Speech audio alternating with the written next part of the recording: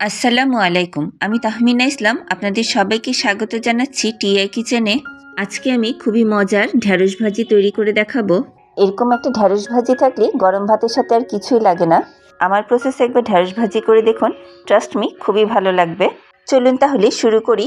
এখানে half KG ঢ্যাঁড়স ধুয়ে পরিষ্কার করে নিয়েছি। এখন ঢ্যাঁড়সগুলি কেটে নিব। একসাথে কয়েকটা করে নিয়ে সামনের মাথাটা এইভাবে কেটে বাদ দিয়ে ঢ্যাঁড়সগুলি টুকরা করে নিব। আমি ছুরি দিয়ে কাটছি, আপনারা ছুরি বটি যেটা সুবিধা হয় সেটাতে কেটে নেবেন।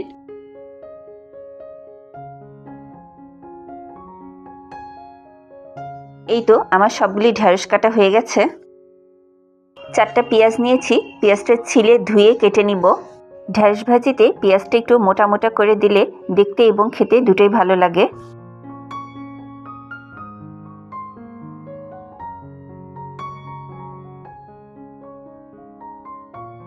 এই তো পেঁয়াজগুলি কাটা হয়ে গেল।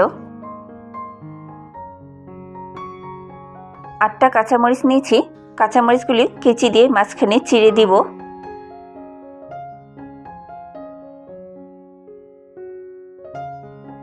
এই তো পেঁয়াজ কাঁচামরিচ রেডি হয়ে গেল। চুলায় একটি প্যান বসিয়েছি, এবারে কিছুটা তেল দিয়ে দিব। ঢ্যাঁড়স ভাজিতে তেল আর পেঁয়াজটা একটু বেশি দিলেই ভালো লাগে। পেঁয়াজ আর কাঁচামরিচগুলি প্যানের মধ্যে দিয়ে দিব। পেঁয়াজ আর কাঁচামরিচটা তেলের সাথে একটু হালকা নাড়াচাড়া দিয়ে নিব। এটাকে বেশি ভাজবো না। পরবর্তীতে ঢ্যাঁড়সের সাথে পেঁয়াজটা মাখা মাখা হয়ে থাকবে, তাহলে দেখতে এবং খেতে দুটোই ভালো লাগবে। 1/4 চা চামচ হলুদ দিব। হলুদটা পেঁয়াজ মরিচের সাথে নেড়ে মিলিয়ে দিব। কেটে রাখা ঢ্যাঁড়সগুলি দিয়ে দিব।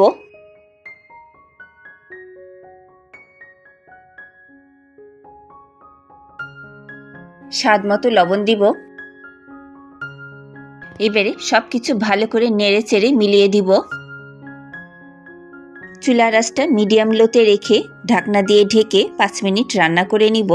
মাঝে ঢাকনা তুলে 2-1 বার নেড়ে চেড়ে দিব, নয়তো নিচে ধরে যেতে পারে। 5 মিনিট পর ঢাকনা তুলছি। ভাজিটা উপর নিচে করে ভালো করে নেড়ে চেড়ে দিব। প্রথমে ঢাকনাটা দিয়েছিলাম ঢ্যাঁড়সটা হালকা একটু নরম হওয়ার জন্য, এবার আর ঢাকনা দিব না। ঢ্যাঁড়স এমনি নরম তরকারি, দেখুন ঢ্যাঁড়সের ভিতরে যতক্ষণই আঠা ভাবটা থাকবে ততক্ষণ বোঝা যাবে ঢ্যাঁড়সটা ভাজা হয়নি। চুলার আঁচটা মিডিয়াম লোতে রেখে একটু পরপর নেড়ে চেড়ে ঢ্যাঁড়সটা ভাজতে থাকবো। কিছুক্ষণ পর আবারও নেড়ে চেড়ে দিব।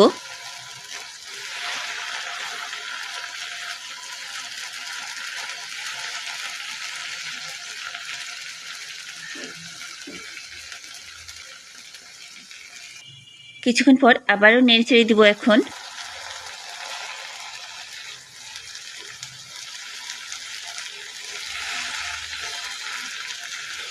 ঢ্যাঁড়স ভাজিটা হয়ে গেছে।